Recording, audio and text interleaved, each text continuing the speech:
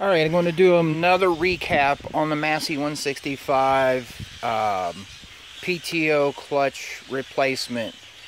Now that we've kind of got the tractor back together, I'm going to kind of go back in steps about doing this.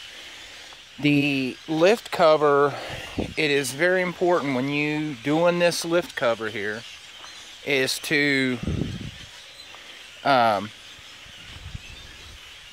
make sure that you take off this side cover and undo that little barrel. If not, this barrel right there will fall down in the bottom and you'll have a bad day. So first thing is pulling your side cover off, spreading this apart. I know it's kind of hard to see. This little arm right there, spread that apart and undo that barrel. That's all you have to do to take off your lift cover. Undo the bolts on top. You do not need to undo the ram bolts right here, or this thing will fall and get binded up. Springs will pop out. You don't need to undo that to take out your take the lift cover off. Just the bolts on the outside of the diameter. Come up with a rig to suspend your lift cover up, and that's it. That's all you have to do is unbolt it, take that side cover off, your downdraft controls, and take that barrel out. Once you do that, pull off your lift cover. Then start breaking down and taking off your side PTO arm, undo your hydraulic lines. This is for the one that has the rear PTO clutch.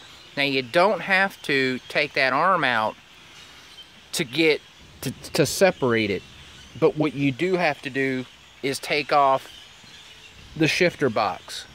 In some other of my videos it'll show you how to just take out the multi-power hydraulic line to the front end. But you have to take that shift cover off. Once you do that, take off your pedals and then just split the casing, support it, and rig it back. Oh, when splitting the tractor, you just can't put a center jack in the middle. This tractor can roll because of the front end will pivot. You might want to have to do some cribbing system to help keep it from rocking or pitching. I have my bucket support, so it was easy. I put stands on either end. But that's all you have to do to split your tractor. And then once you do that, then you can start taking things apart. I took off the control valve. Once I split it in the front, I undid those pins, and then what I did next was this multi-power pump. There is a filter way down there in the bottom. You barely see it. Once you take out that valve, you can get to, not that nut, but there's a nut way up underneath there from the front into the gearbox. Push down on the filter, then this whole multi-power pump will just come right out. Then your lift pump will come out. And then once you get all that out, then you can get to your PTO. Nothing else is held in here except by these two pins and the hydraulic lines. That's all you have to do to separate your tractor to get to your clutch replacement. And then I'll show you some adjustments on the lift cover once you get it all done. Once you get the cover back on, you want to fill it up down to about to the bottom of that lower bolt so it won't drain out. Then you can reach in there and adjust everything to your spec, and we'll go through that steps of it running. I tend to, before I put that all together, I like to started the tractor and checked everything out to see if anything was leaking in there, but it's up to you. Also, when putting your lift cover back on, this primary tube that goes up to control your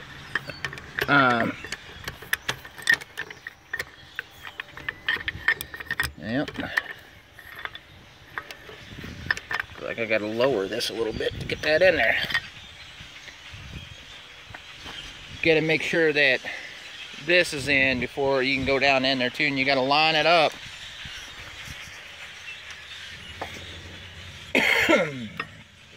right down in there at the bottom, just like that. When you get it apart, you can probably put new O-rings on it. This will cause things to leak off, and your tractor will eventually start to fall. The lift arms will fall, everything will bleed out. These O-rings will cause a big failure. So that's how you do a lift cover on a Massey 165.